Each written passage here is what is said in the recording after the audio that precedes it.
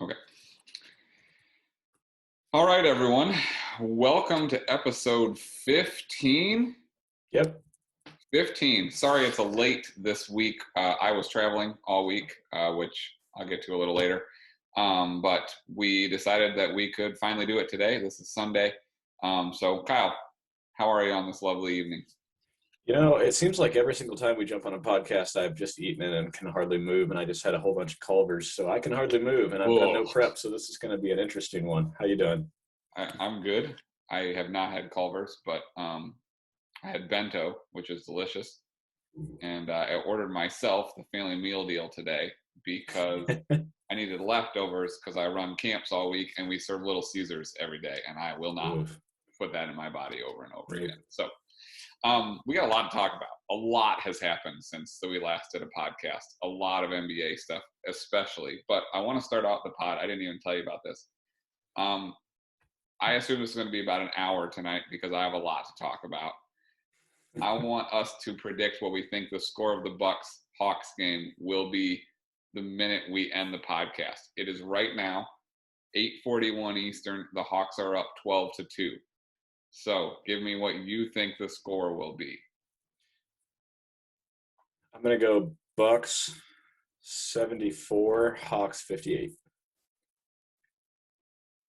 Okay, I'm going to say 49-46 Hawks. All right, so we'll check back in on that, and you can make fun of us about how wrong we were when we're done. It's now 15-4 Hawks, by the way.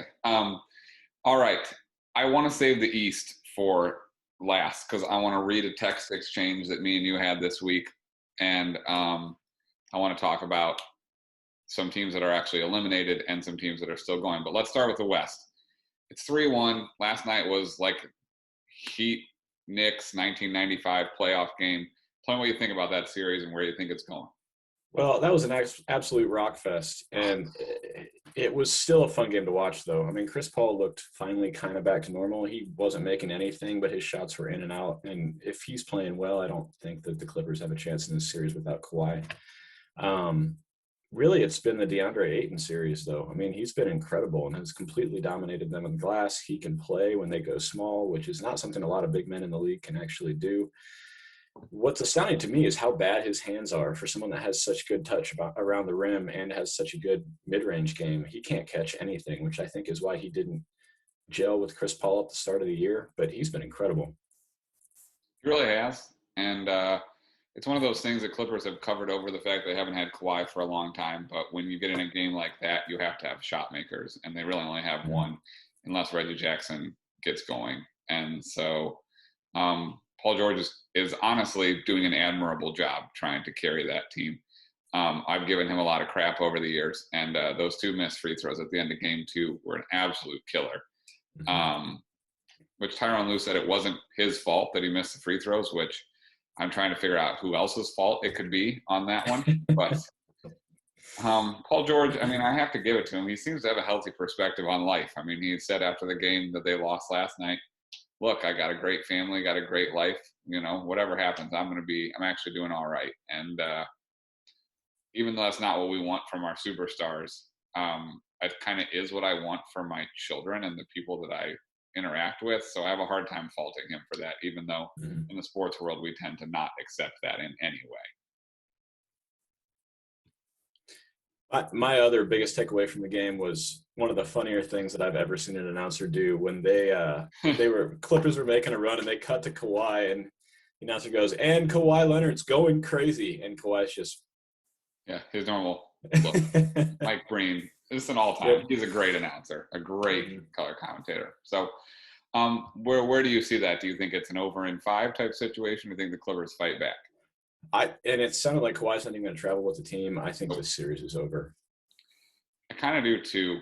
And as much as I love a great series, I just want the Clippers eliminated. So that's fine with me. And if the Clippers get eliminated, fun fact, every single one of the teams Kyle and I picked to go to the NBA Finals on the podcast will be eliminated before the NBA Finals. My teams they're not even either of them they're not in the conference finals even. And Kyle picked Brooklyn and the Clippers, and it looked for a while like Kyle was going to win that. And that's no longer the case. So, yeah, I think it's over in 5. But if it's not over in 5, I get scared for the Suns. I get scared for Kawhi coming back and tilting in Game 6. And then Game 7s are weird. So I almost think they need to win Game 5. There's a lot of tortured history from both of those teams in the playoffs. It's not like it's just the Clippers. So I would worry for the Suns if they lost Game 5 at home. Chris Paul, for as great as he is, his playoff resume is full of choking. And so it would be good to get him to the finals to play one of those teams from the East who are both really flawed.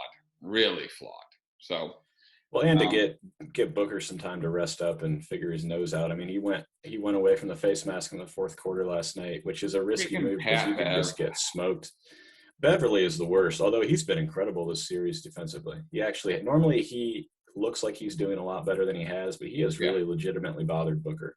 He has. And the classic Russell Westbrook line, Pat Bev tricked y'all, just runs around out there. That has mostly been true in the playoffs, but they've found a way to play him and play him well in this series. Do you want to talk about the Jazz and the who did the Suns eliminate? I don't even remember. You want to talk anything about those series' ending and what they mean, or are we good to go on the West? Well, to me, the biggest thing with the Jazz is that there's got to be some roster shakeup. I mean, it's basically been proven for the last 2 years that Gobert is going to be played off the court by certain teams. And if that's going to be your superstar, I mean, granted, they didn't have a healthy Mitchell, they didn't have a healthy Conley, but there's not a lot of places to go with that roster either, which is what's concerning. I mean, they're a regular season team. We've seen it many times. Well, and though if you're Utah, you probably just have to roll it back and say, hey, we're not going to get a superstar to come here and sign in free agency. We're going to be competitive for the top couple seeds in the East or in the West. And again, all it takes is a couple injuries. I mean, no one thought the Hawks were going to make it this far. Injuries have made the Hawks make it this far. And even with Phoenix, I mean, a lot of people like Phoenix, but no one thought Phoenix was going to run through the West like they've run through the West. No, we all thought they were going to lose to the Lakers, and they would have if Anthony Davis stayed healthy. And Denver is who they beat, by the way. Yeah, and here's a couple of great Suns in 4. Suns in 4. That's right. Did you see someone posted on Twitter? They added a finger to that guy's hand. 5. Here's some great quotes about Utah, by the way. Speaking of, they have to run it back. Whatever Morris brother is on the Clippers, they asked him in that last series if his brother was coming to watch him in Utah, and he said, no, nobody wants to come to Utah. I kind of doubt that he's coming. And he didn't. And then Vernon Maxwell, who hates Utah because there's some nasty stuff that went down there. I'm trying to find this tweet real quick. Okay. Here's what he said. In hopes to mend things with Utah, for every Vernon Maxwell jersey sold to a Utah resident, I'm donating a portion of the proceeds to help improve the 83% illiteracy rate there. Hopefully 17% that are able to read is part of the 10% who has internet, so they can help spread the word. Utah is just getting crushed. And if you remember right, in the All-Star game draft, LeBron also killed Utah. So it's one of those things. But yeah, looks like the Suns, but generally when we say looks like something, it goes the other way. So who knows? Yeah, let's not jinx that though, because we really want the clips out. We've been cheering for it. So, all right, you want to move to the East? Yep. We're actually going to start with the Nets. I want to talk about the Nets because what a weird year. I mean, a really weird year. And I'm going to actually read a Twitter exchange, or not a Twitter, a text exchange Kyle and I had the other day. And it started with this. I sent Kyle a quote. Michael Lombardi, a guy who I used to listen to on podcasts, quoted Bill Parcells, said, when discussing the evaluation of young players, he once famously said, if they don't bite when they're puppies, they usually won't bite. And he's a 76ers fan. I'm pretty sure he was referencing Ben Simmons, who we'll also get to. But that's James Harden, too. And so then I said, this is a great quote. And you said, LOL, Ben Simmons. I said, yes, among others. I think even Harden applies. You said he at least showed some grit this year. I said, the knock on him at Arizona State was that he floated when he needed to assert himself. Grit is not the same as competing. Playing through something is admirable. Playing poorly in big moments is still not. Playing with bite, no matter how hurt you are. He was legitimately awful in Game 7, to which you replied, especially the end of Game 7. I said, yep, you can see it on his face. I'm going to clean this next one up because it's a family podcast. I said, and he talked an unholy amount of, we'll say, trash about how awesome he is. He has never backed it up when it mattered. As flawed as Giannis is, you at least know he's going to compete. And then you said, and this brings us to the current series, that is fair. Also, speaking of talking crap and backing it up, you actually used proper language. Holy Trey. And I said, that's why I've gained a lot of respect for him. He probably has had 6 playoff games that are better than anything Harden has ever done. You said, truly has been an incredible turn of events. I hated him and now is one of my favorite players. I'm not that far with Trae Young, but that's the truth. Trae Young has had probably 3 or 4 better games than Harden has ever had in the playoffs. Mm-hmm. He's still really young. He's much smaller. And I'm serious. Anytime they ask Harden about himself, he tells everyone how hard it is, what he does, and how awesome he is. But he never does it when it matters. And you've played a lot of playoff pickup basketball. I've played more pickup basketball. There's always this guy that when things are floating along, he'll like carry your team, right? And then when a new team shows up or the game gets really tight and you need to count on that guy, that's it. He's done. When things tighten up, you can't go to him. I mean, you saw Durant. Durant was just like, he had it with Harden. There's just something about that guy that is never going to show up in big moments. And I will believe that until he proves me otherwise. But we're 10 years in now, 12 years in. Nothing has changed. So what do you want to say about the Nets? I got more, but that's where I wanted to start. Well, to me, the other thing that I found really interesting was the comments that Scottie Pippen had in the past week and a half. And Pippen's been all over the news, which is kind of funny. And apparently, starting with the MJ documentary, what we're going to do is just get old basketball players drunk and then have them spew everything. Because you could see in that whole interview, he's just slowly just guzzling a bottle of whiskey. But I think his comments about Durant are fair. Basically, what he said is that LeBron ran through the East. And the difference between LeBron and KD, and he said over and over again, this is not a knock on KD, and clearly KD took it as a knock, like he takes everything as a knock, was that LeBron makes his teammates better and KD just scores, which I think is fair, although at the same time, who was KD going to pass the ball to at this point in this series? I mean, Harden, every time he touched the ball, he took a step back 3. Joe Harris shot worse from 3 than Giannis has this postseason. And Giannis has been abysmal from 3. And Harris was getting open looks. Like, it's not like he was shooting hard shots. Yep. But I do think the criticism is fair because Durant didn't really make anyone else better. I mean, he had a couple incredible passes to backdoor cutters and stuff. But for the most part, it was just him playing hero ball. And he didn't really have a choice. But you can see LeBron turn that on and off every once in a while in the playoffs. But for the most part, he is moving the ball. He's making people better. So I did find that kind of interesting. And obviously Durant's quick clap back was what Durant always does. Listen, probably he's going to ratio us now just for talking bad about him on the podcast. Kevin, we do like you.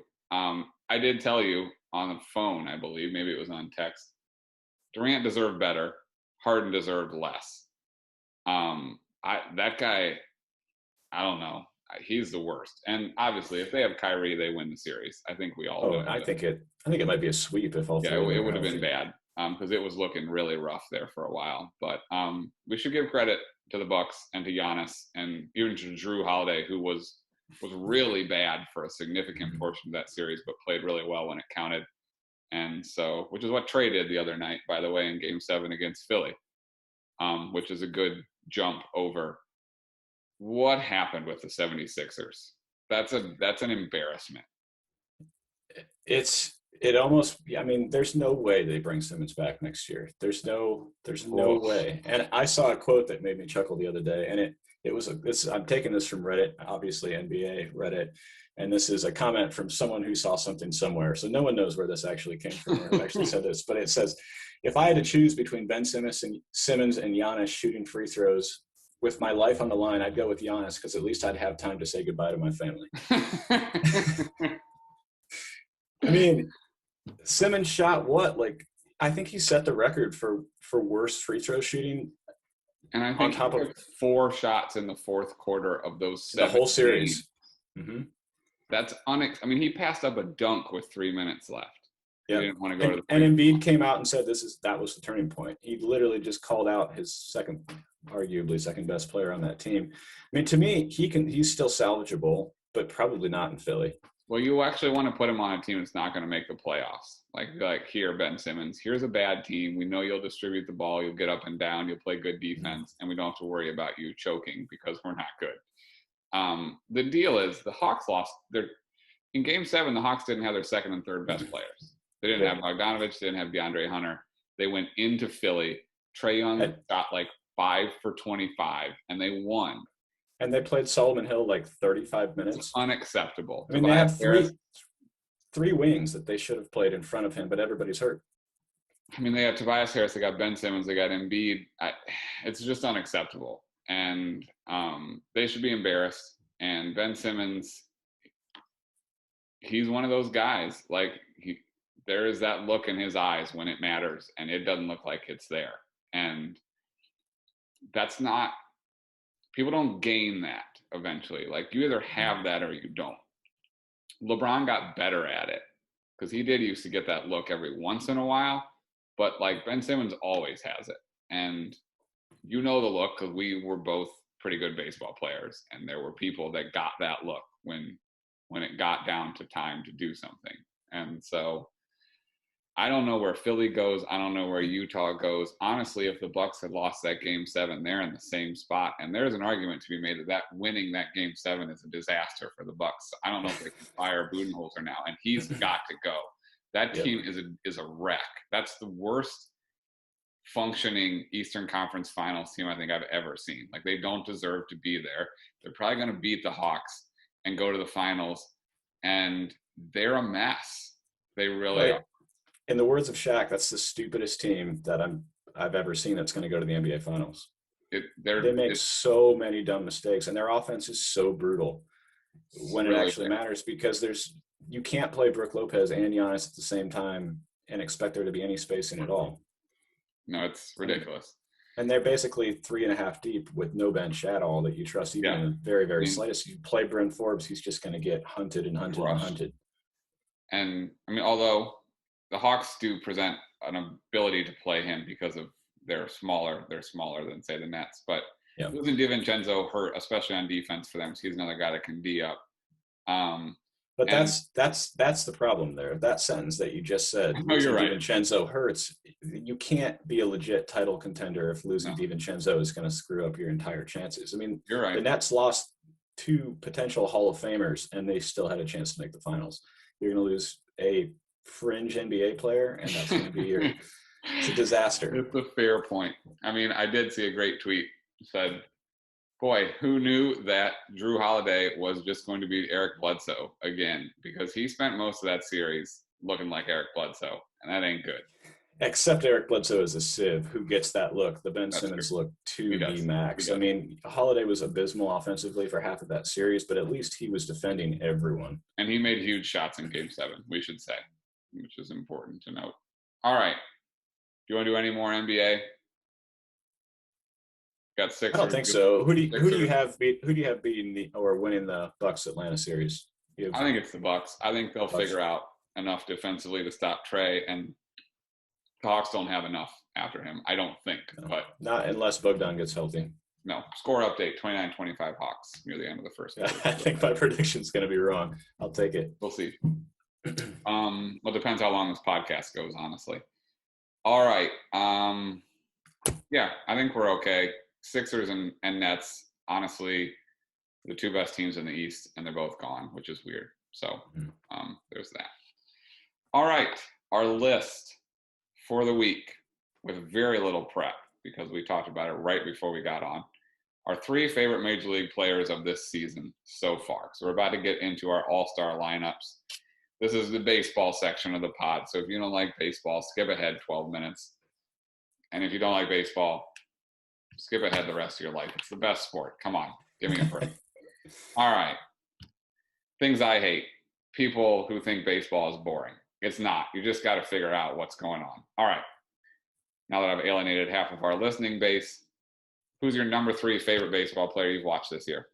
Well, see, I'd love to put Buxton on this list because when he's been healthy, he's been just insane. but he's out half the and he year. just fractured his hand again. So I'm going to go with a pair of Orioles here, and mainly because I love the story of Trey Mancini coming back.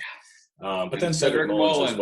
well, who's my all-star center fielder when we get to that section. Me He's been too. awesome. And I've actually watched a weird amount of Orioles this year randomly. So mostly because I only like to tune into the Twins when I think they're going to win. So it's been rare this year, so I've got to pick and choose. All right. Well, I have an honorable mention, and Cedric Mullins is on my honorable mention. My honorable mention goes 5 deep: Acuna, Vlad Jr., Jacob deGrom, Rafael Devers, Cedric Mullins. Some of those are just because they proved me right because I thought they were going to have big years. I love Acuna. If you get a chance, everyone, go watch the home run he hit today. It was 117-mile-per-hour exit velocity. It was straightaway center field, and it was still on a line when it hit. Like there's a wall, and then there's like it's a Cincinnati's ballpark, and there's like another wall behind with luxury boxes, and it like crashed into the window. It was unbelievable. It just looked like he laced it into center field for a base hit, but it was 440 feet. It was unreal. The guy's awesome, but he has slowed down a little bit, so that's why he's not on my list. Number 3 is a homer pick. It's Jose Ramirez. The guy just goes and goes, and he is on the most pathetic offense I've ever watched. They're my beloved Cleveland Indians. They are embarrassingly bad offensively, and now their 3 best starting pitchers are hurt, so they're also embarrassingly bad pitching the ball. And they're still only 2 games out on the Chicago White Sox, which is an absolute miracle. And it's partly because Jose just keeps slugging along, even though this team absolutely sucks around him. So that's my number 3. Who's your number 2? So I actually almost had Jose Ramirez on my list. And one of the main reasons he was on top of mind this week, I was listening to the Baseball Barbecue podcast. They were going through Wander Franco's debut. If you don't know who Wander Franco is and you like baseball, you must have grown up under a rock and still have been residing there. Probably the best prospect in my lifetime as far as can't miss prospect is concerned. Yep. The comp that made the most sense to me, though, with his tools and his size was Jose Ramirez. I mean, yeah, he doesn't do anything exceptionally, but he has absolutely no holes. He's going to hit for a better average than Jose Ramirez. That's his exceptional skill. It's his hit tool, not power. It's that he's going to hit 330 a bunch of times. Yeah, watch him. Really, really fun to watch. Yep. But my number 3 is DeGrom. Or number 2, excuse me, is DeGrom. Really, really hard to beat. He got shellacked the other night. Gave up 2 runs. I mean, what he actually was doing? He was intentionally hanging in there so that Wilbon would be happy with him. Did you see that quote this week about Wilbon saying that pitchers that give up more runs are more I forget how he worded it, but he's more impressed with them because they hang in there and still get the win. What an idiot, Wilbon. The dumbest thing I've ever heard. Just because DeGrom gets no run support does not mean he's not better than an ERA. Yeah, he gave up 2 runs and his ERA ballooned to 0.6. 0.6, yeah. So yeah, he's hard to beat, and yeah, it's just a clinic every single time he's out there. Yep, my number 2 is also a pitcher, but also a hitter. It's Ohtani. Guy is unreal. I think he hit his 25th home run today. An opposite field shot on a pitch that was inside. I don't know how he does all this stuff. And he's fast. Today he had a double and a triple and a homer and stole a base. And he'll probably pitch early this week and shove. He's leading the major leagues in WAR by a significant portion. He is awesome. So he is my number 2. It's hard to take your eyes off that guy. Your number 1? Yeah, he is my number 1. Yeah, and I'm interested to hear who your number 1 is that didn't make my list and that I didn't even apparently think about. So I've got nothing else on Shay. You want to add anything about Ohtani? Okay. Do you want to try to guess who my number 1 is? AL or NL? It's NL. It's this position that's my true love besides pitching. Oh, Tatis? It's Tatis. That guy just plays with flair. He's a little much for me sometimes. I think he's a little disrespectful. That's my old man take. But he's really good for baseball. Because Rich Hill. We need young people to like baseball. And him and Acuna and Vladdy and Ohtani, these are people like the home run leaderboard right now is those 4 guys and a guy we're going to get to in a little bit, Jesse Winker. So, no, who is it? It's not Jesse Winker. Yeah, it is. I can't remember. Anyhow, Um, no, it's Schwarber. Schwarber is the other guy on there. Who's hitting like sub 200? Yeah, but he is hitting bombs. But it's the future of baseball. Is those four guys, and we're in good hands, which is good. And Wander Franco, who I'm very excited about, and Julio Rodriguez. He's coming. All right. So Tatis is my number one guy. I just love watching him play. He's a bad shortstop, though. He's got to clean some of that up. Yep. So MLB tangent that I've got to go to with you being old guy Rich Hill who can't handle anything. So I saw it was a little much. So I saw a post this week about the Savannah Bananas. Are you familiar with the Savannah Bananas banana ball? So some ideas to maybe integrate into the MLB. Their rules are outrageous. So if you've never heard of banana ball, go look it up. Ways that we could really speed up the game. So there is a time limit. And for some reason, my computer is spazzing out. And you know what? We're going to do this another time because the images won't load. So we're going to save this for a week when we have a little less to say then. Okay. Yeah, we got lots Cut that out. All right, that went well. All right. Are you ready? We're going to unveil our starting rosters for what we believe should be the All-Star game starting lineup. We don't care about the fan voting. The fans get it wrong all the time. It's a disaster if you look at it. We care about performance, and there'll probably be a little homer picks in here from time to time. But all right, you want to do AL or NL first? Let's do AL first. Yeah, AL stinks. We're glad to do that first. All right, who's your catcher? It's rough. If you look at stats for AL catchers, there is not a lot out there right now. I guess it's Sal Perez or Mike Zunino. Yeah, it's Sal Perez. Just defense, leadership, a little bit of offense. That's about as good as you're going to get in the AL. The NL has two great candidates for sure, and some other guys that are decent. And he's winning the vote by an outrageous margin, so he will be your starting catcher. All right, first base. First base is easy. And the Royals fans show up in the All-Star voting outrageously every single year. Yeah. Correct. First baseman, Vlad Guerrero. Yeah, it's easy. And there's some good first basemen who aren't even going to get a smell of that. But the guy is almost winning the Triple Crown. Fun fact, who's leading the AL in batting average? Do you know? It's one of my favorites. It's Michael Brantley. Really? Cleveland Indian. He's hitting 349. He only has 4 home runs, though, so he's not on my list. All right. Second baseman, I have a teammate of Vlad Jr. Do you have a teammate of Vlad Jr.? I do. Marcus Semien. Marcus Semien. I almost had 3 Blue Jays in my infield. Almost. But Semien has been awesome. Under the radar because of Vlad. And they have other prospects that get more love. But really good. Really good. And by the way, Altuve is the other. Yes. Altuve would be the other guy, for sure. Altuve is the other guy. And I will not. I actually do have one Astro in my starting lineup, but Altuve is not going to be. I do too. I think we're going to have the same one. Third base. Probably. I'm interested who you have here because there are some good candidates here too. So I'm going with your guy Jose Ramirez, and it probably should be Devers, but I hate Devers, so I'm going to go Jose. Devers looks like Landry Shamet. I can't put him in the All-Star game. Not do him any favors, but he hit a ball off Garrett Cole yesterday that was an absolute rocket in the first inning, 3-run homer, 450 feet. I have Devers, and I have an exclamation mark because I write that down every time because of how much I hyped him up at the start of the podcast.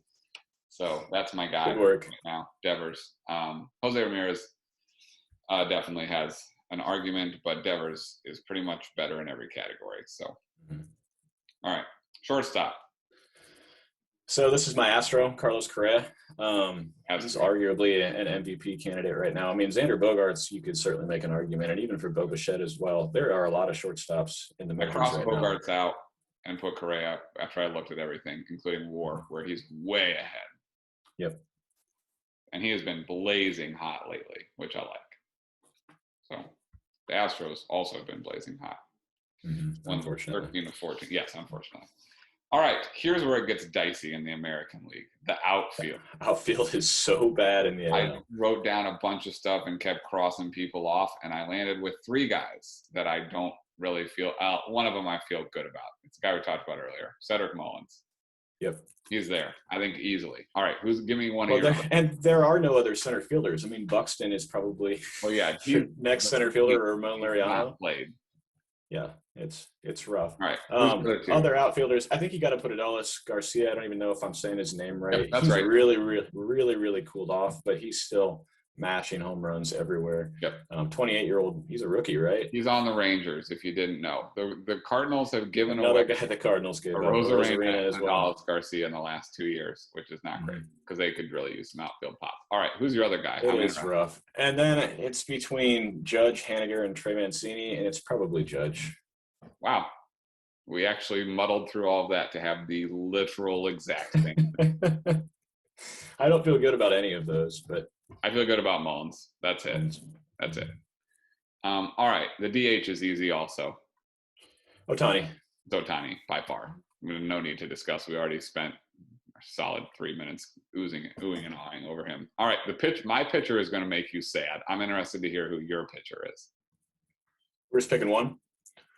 Sure. Or put with one starter. Tell me what you got. All right. Ohtani. Well, I I'm going to start him at DH. Yeah. I'm just going to do no DH, and then Ohtani's playing both. Okay, that's fine. I like that. It's in Colorado, so you can do that. Mm-hmm. Mine is Kyle Gibson. Go look it up. He is on my list. He's been absolutely should be the all-star starter for the American League at pitcher. Mm-hmm. He leads in WAR. He's 6-0 on a terrible team. His ERA is great. His peripherals are great. Kyle Gibson, Twins cast off. So annoying. Poor Kyle. So annoying. Him pitching, and the starting pitcher is going to be Kyle Gibson. And Odorizzi's been fine. Let him go. Rich Hill's been great. Let him go. Let him go. Kyle Gibson, let him go. Been awesome. All your guys that you still have. I mean, you used to have Lance Lynn. Oh, geez. Because he's another guy that could absolutely start the All-Star. Oh, yeah. Mm-hmm. Rodon also. Garrett Cole, although he has been rough since they took away his sticky stuff. John Means is actually the guy I would have put after Kyle Gibson, believe it or not. The AL sucks. Yeah, pitching's not great. No, the outfield is worse. All right, let's move over to the good league. The NL. Not doing a closer? No, I didn't do a closer. You got. It's Chapman. Yeah, I hate him though. He's the worst guy. So. Well, then put Hendricks in. All right, National League. To me, the catcher is obvious, but you could pick a different guy, and one guy, and I would be okay with it. Who you got? Hold on, I got to scroll to my National League 1 second. This is great content. I've really lit it up at certain points. Yeah, you're crushing tonight. This is what happens when I do no prep at all. It's Buster Posey, I think. Yeah, it is. Yadier Molina could argue with you if he wanted, but I think it's Posey. He's having a career year. I mean, this is like 2012 Buster Posey. It's been awesome to watch. We've mentioned it on this podcast a couple times, but I really like him. And there's a reason that staff of nobodies has been. Listen, the Giants were the first team to 50 wins today. This is a team we both picked as a lock to go under their total. Their total is like 20 wins away. Like that's like it was 74, I think, or something. Yeah, we're in big trouble on that one. So, anyhow, all right. Well, congrats to Buster Posey and the first place San Francisco Giants, and they're in first place by a lot right now. It's not like 3 or 4 games. Yeah, it's unbelievable. So, all right, who's your first baseman? Max Muncy. Same. 4 games. Yeah, Max Muncy's been awesome. Walks and hits homers. What more could you want? His OPS is humongous. He's hurt right now, but he has played most of the season and has been awesome. You want to add anything? The guy that's nice to see kind of pop up on the fringe is Jesus Aguilar, because I've seen him in person 3 different games, and I was convinced he was Babe Ruth because he just absolutely mashed on the Twins. It wasn't even fair. So I'm a huge Jesus Aguilar fan and happy to see him hitting in Miami. Friends of the podcast, try to guess what team Jesus Aguilar plays for. Most of you are not going to do well. I just said it. The Miami Marlins. Miami Marlins. All right, my second baseman is going to maybe knock your socks off, so I want to hear yours first. To me, it is the Major League hits leader, Adam Frazier. He was on my list. I crossed him out. Then I put Ozzie Albies down, and I crossed him out. And then McMahon? Huh? Ryan McMahon? McMahon. This is tradition. And I just butcher names that I've never heard say out loud. I love it. No, I picked Jake Cronenworth for the Padres. Really? Okay. His stats, are not far off of those other guys. He plays all over the diamond. He plays incredible defense. He has probably been the second most valuable Padre this year. And WAR backs me up. My eye test backs me up. The stats don't quite back me up. So Adam Frazier would have been they're kind of 1 and 2. I actually have a very surprising Pirate for my next pick. So we'll get to that in a second. Who's your third baseman? Probably Chris Bryant. Austin Riley has an argument there, but I think it's pretty firmly. So does Arenado, actually. Mm-hmm. But we're going deep into baseball now. Go look at Brian Reynolds' stats for the Pirates. They are outstanding. He leads third baseman in the NL in WAR by a lot. And so he's my pick. I'm going Brian Reynolds. I don't like Chris Bryant. He's underachieved for years. I want more from Nolan Arenado, but I almost put him because I love him, and his defense, to me, vaults him over some of these other guys. And who's the other guy you said? Mac Mahone. Also, Brian Reynolds plays a lot of outfield too, so you could put him in the outfield if you wanted to, although the NL is much deeper. But he would be an all-star outfielder in the AL. He's gonna make the All-Star team. Weird thing is the Pirates might have 2 guys, and honestly, this is the thing about the Pirates. Their infield is awesome because Brian Hayes is back and raking, and he made a play today that made Brooks Robinson look like nothing. It was unbelievable. Look it up, everybody. So that's my third baseman, and you could make an argument for all 4 of those guys, I think. Mm-hmm. I just don't want to. So who's your shortstop? Tatis. Yeah. Tatis. No, what more needs to be said? He's got 25 home runs. He's missed like a bunch of games. He makes about as many errors as he hits home runs, but he is electric. And he had 3 home runs in the 5th inning the other night. Home run in the 1st, home run in the 3rd, home run in the 5th. It's just unreal. The ball jumps off his bat. Doesn't even look like he's swinging hard. And he's a giant human being, and he's awesome, which is probably why it's hard for him to play shortstop. But he'd probably be better suited at third base. Probably at third. Yeah. All right, outfielder. I'm really interested to hear what you have on this one because there are a lot of good candidates in the outfield for the National League. The problem is Soto's not one. Mookie Betts isn't really one either. Bellinger's not one either. So go ahead. To me, 2 Reds and Acuna. This is a boring podcast. Exactly what I have. I mean, you could argue Brian Reynolds here. You could argue Chris Taylor. But it's really, really hard to argue with the stats that Winkler and Castellanos are putting up, and then Acuna, who's hands down the best outfielder in the NL, I think. Well, so, in baseball, I think right now. Yeah, that's fair. The AL stinks. Betts and Soto are really the other guys to rival Acuna and Bellinger, and they've either been hurt or underperformed or both. So, yeah, Acuna steals bases. He plays incredible defense. That is not something that the 2 Reds guys do, is play incredible defense. They are. Right. Castellanos has 3.1 offensive WAR, which is incredible, but his WAR for the season is 2.5, which tells you that he is costing the Reds significantly playing defense.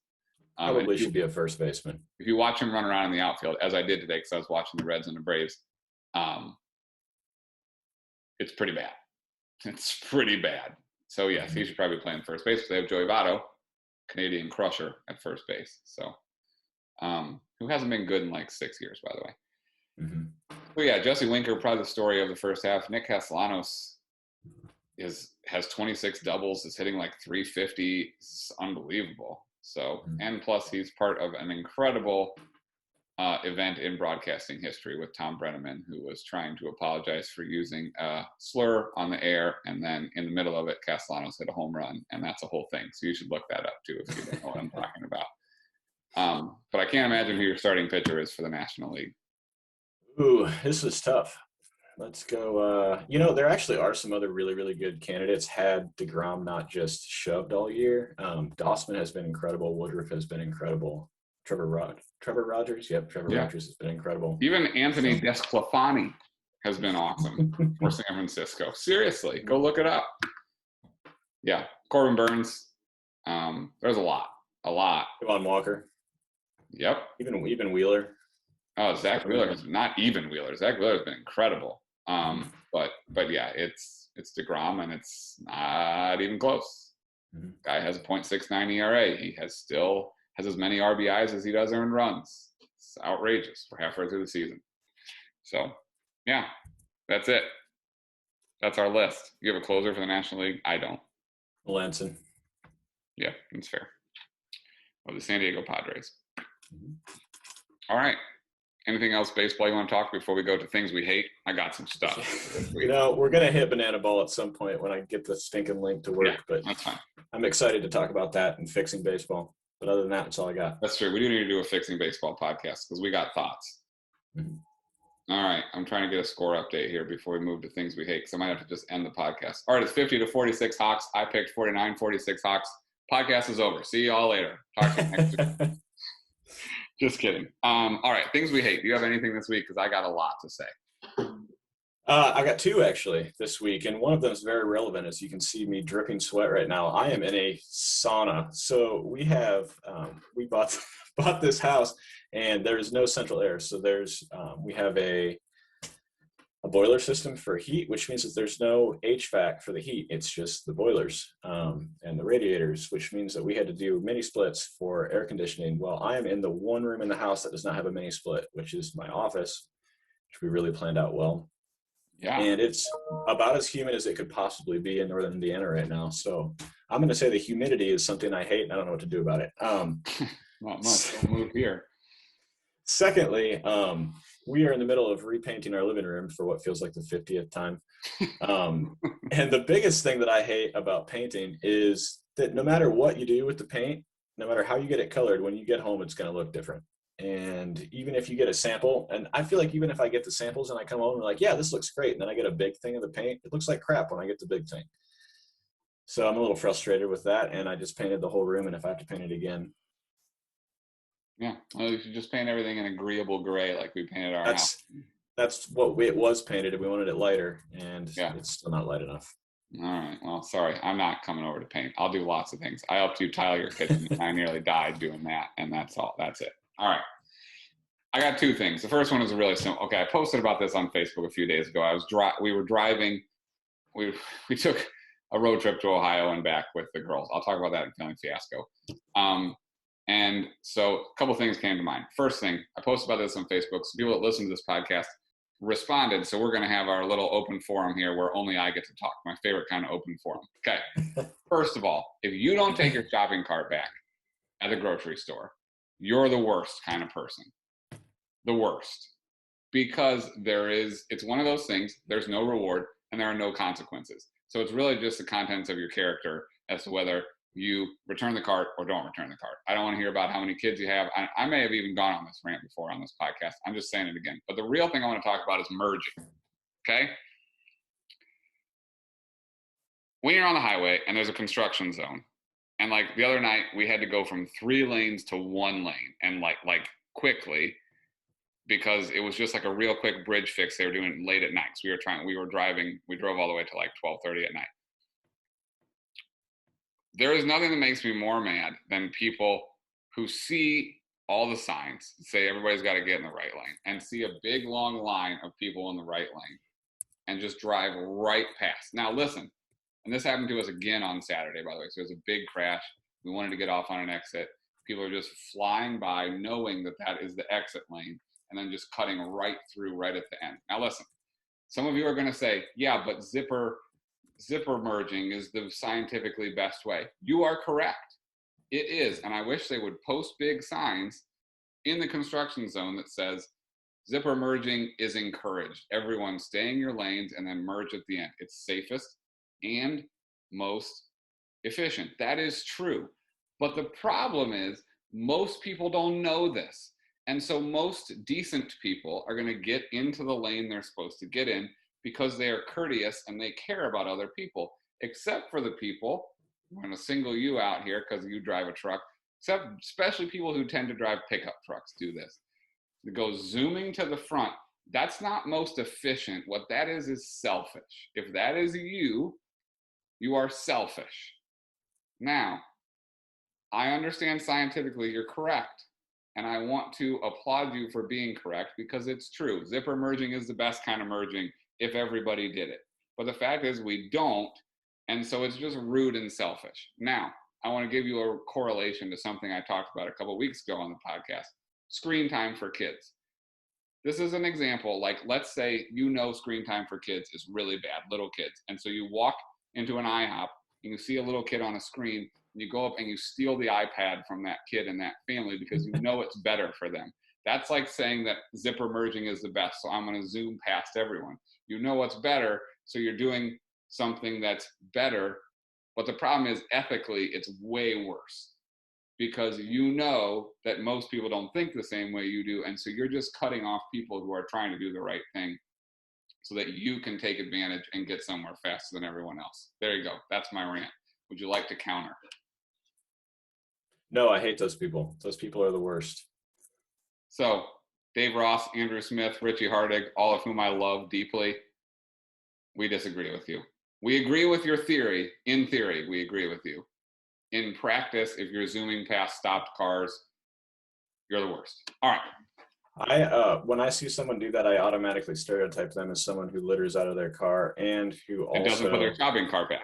Doesn't put their shopping cart back, does not use their turn signal, and who doesn't know how to use a four-way stop. Wow. So you even took it a step further. I'm glad we're on the same page. Same outfields, same thoughts on merging. And look, if it's like one of those things where traffic is moving and people just are merging into 2 lanes from 3 or whatever, like, by all means. But when you are zooming past a mile of traffic to cut off at the very last minute someone, that's not more efficient. That's just selfish. It's mean-spirited, and it is proof that you don't care about the people waiting in line. And the thing is, these people that I'm talking about who I love, I know they do care about those people, which is even more perplexing to me. But I also understand that we see it differently. And I love you all anyways. I just don't like that one thing. All right, I'm done. Probably just lost like 5 podcast listeners. We don't have a lot. We can't lose 5. That's like 10%. So, oh well. All right. Things we hate. Done. Family fiasco. What you got? Anything? I don't know that I have one this week. All right, I'm just going to keep going then. This is first of all, public service announcement. Driving 16 hours, which is ends up being more like 22 hours, with little kids, just don't ever do it. Avoid any kind of family vacation that involves that kind of driving. We have a 6-year-old, a 3-year-old, a 9-month-old, a 10-month-old. They actually did great, and it was still miserable. Just a miserable 2 days, both directions. So don't do it. All right, I promised some of my employees I would tell this story on Family Fiasco this week. They listened to the podcast. They wanted to hear it. So this is after my sophomore year in high school. I played on travel baseball team, and I was the only sophomore on the team. It was mostly upperclassmen. I was only there to pitch. I weighed about 30 pounds. I couldn't hit. I actually got DH'd for that whole year of high school baseball. I was just there to pitch, right? We had some humongous people. It was a really good team. And so we went up to this little town in Michigan called Waterville, Michigan. And we are playing just a high school's team. And this is a team that we had, it's like our whole best players from our county, basically. And we are beating them to death. It's a doubleheader. We pound them in the first game. I pitch the second game. We are pounding them again. We're about to 10-run them again. And as the second game is going on, their second baseman and our second baseman keep getting into it, crossing each other as they go off of the field.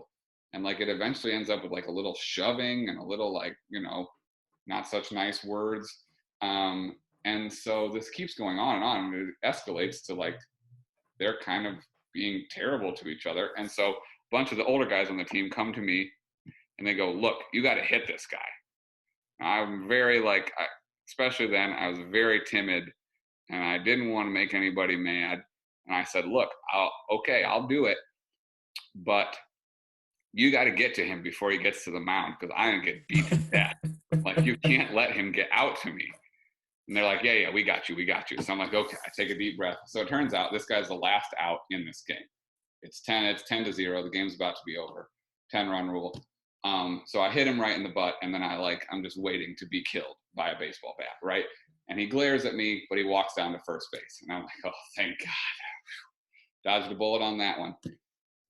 Next pitch, steals second base. Our second baseman covers, of course. And he cleats him so bad that he tears a hole through his pants and his socks from his knees down to his ankle. He just puts a cut in his whole leg and then gets up and punches our second baseman in the face.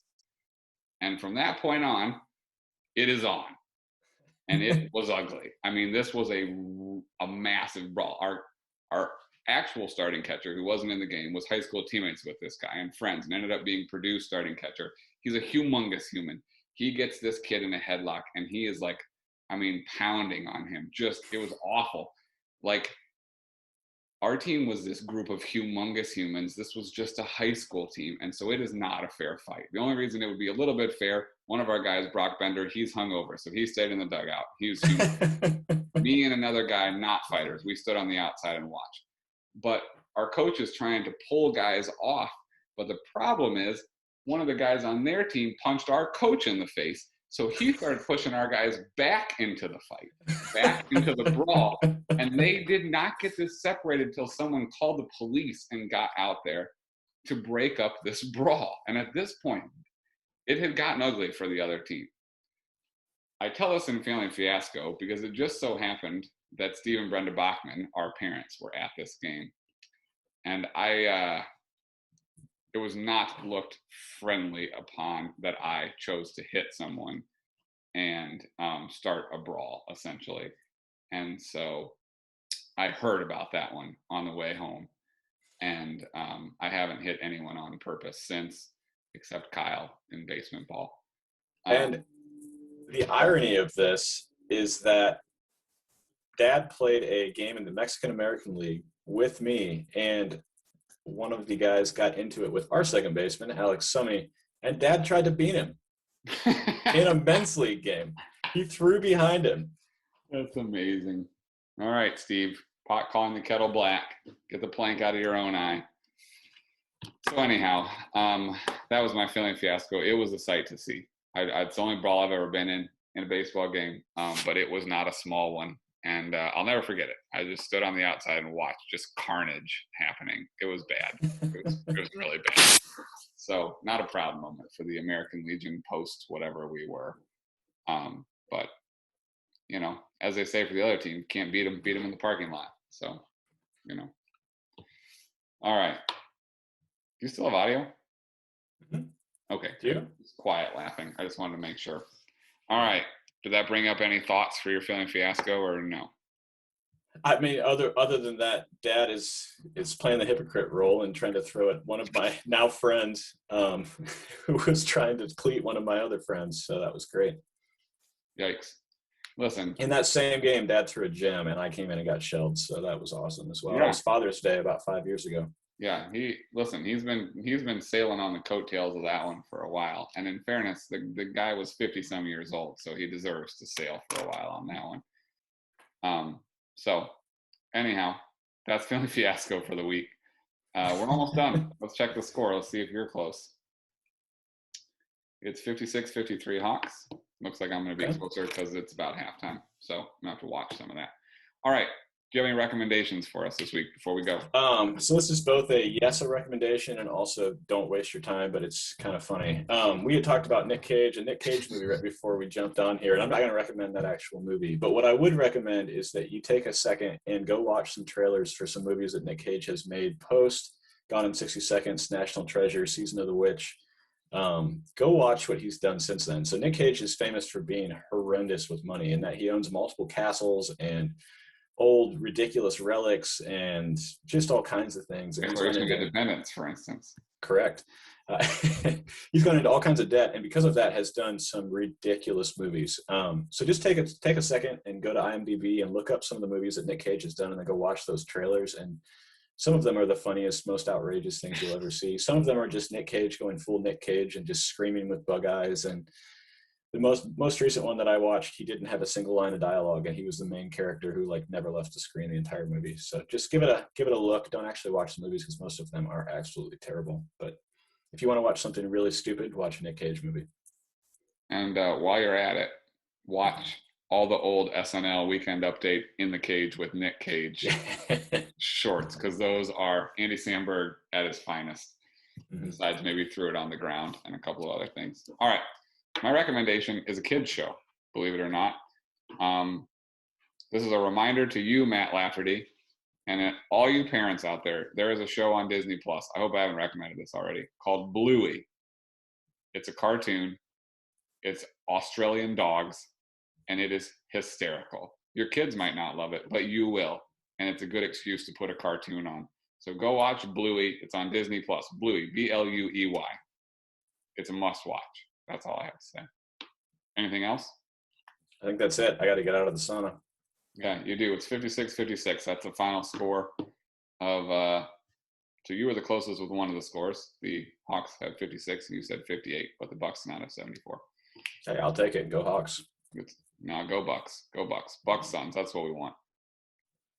All right. What we also want is for you to tell us any old stories you have about brawls or merging. If you have thoughts on merging, leave them below the podcast on Facebook. We want to hear it.